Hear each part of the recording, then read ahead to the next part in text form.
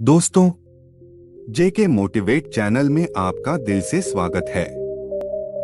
आज का हमारा कहानी है होलिका दहन पर कच्चा सूत क्यों चढ़ाया जाता है। तो चलिए कहानी की शुरुआत करते हैं। लेकिन उससे पहले आप हमारे चैनल पर नए हैं तो हमारे चैनल को लाइक और सब्सक्राइब जरूर करें। फाल्गुन महीने की पूर्णिमा के दिन होली खेली जाती है, लेकिन उससे एक रात पहले होलिका दहन करने का विधान है। होलिका दहन को शास्त्रों में बुराई पर अच्छाई की जीत का प्रतीक माना जाता है। होलिका दहन की आग को नकारात्मकता नष्ट करने वाला माना जाता है। इसी कारण से होलिका दहन की आग में लोग कई चीजें अर्पित करते हैं, जिससे उसके शुभ प्रभाव से जीवन की सभी परेशानियां दूर हो जाएं। आइए जानते हैं कि होलिका दहन की अग्नि में कच्चा सूत चढ़ाने से क्या होता है और इससे मिलने वाले लाभ के बारे में।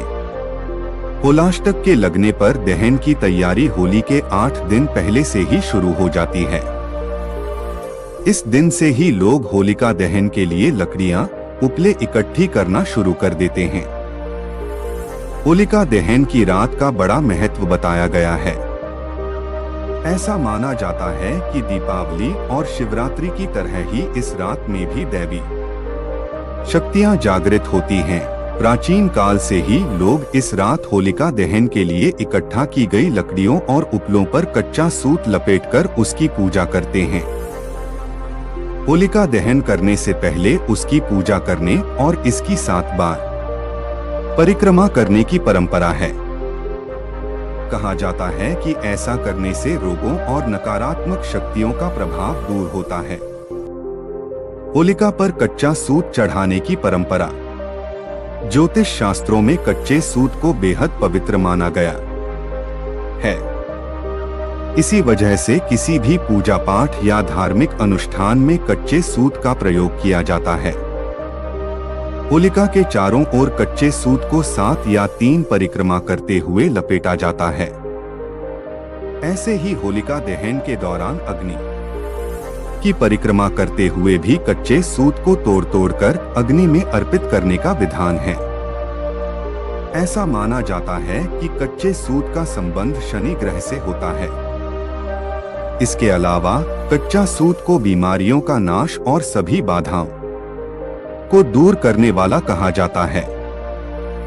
ऐसे में होलिका पर कच्चा सूत लपेटने और होलिका दहन की आग में कच्चा सूत अर्पित करने से कुंडली में शनि की स्थिति मजबूत होती है और साथ ही शनि दोष से मुक्ति मिलती है। होलिका पर कच्चा सूत अर्पित करने के लाभ। धार्मिक मान्यताओं के अनुसार घर में किसी भी प्रकार की बाधा या नकारात्मक ऊर्जा के प्रवेश को रोकने और दूर करने के लिए भी कच्चा सूत सहायक होता है। साथ ही अगर कोई लंबे समय से घर में कोई सदस्य बीमार है तो उसके नाम का कच्चा सूत होलिका दहन की अग्नि में जरूर डालना चाहिए।